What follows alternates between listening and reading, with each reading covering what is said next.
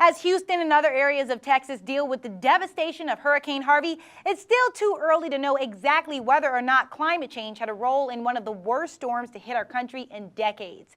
Climate scientists say they do see a probable link between stronger hurricanes and man-made global warming, which is why funding federal research on how climate change impacts weather is more important now than ever before. If you suppress science, if you pretend that climate change isn't a real problem, you will fall behind other countries that do invest in science, that do invest in basic research.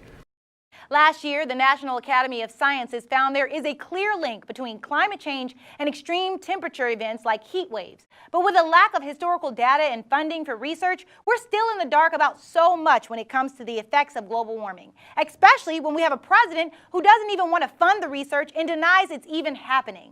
I'm not a big believer in man-made climate change. There could be some impact, but I don't believe it's a devastating impact. The Trump administration wants to cut funding for the National Oceanic and Atmospheric Administration's climate research by 19%.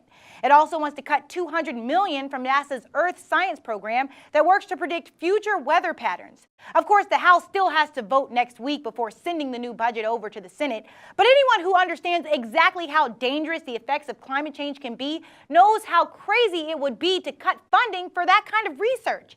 And just 10 days before Hurricane Harvey hit Texas, the president signed an executive order revoking regulations that would have made federally funded infrastructure less vulnerable to flooding.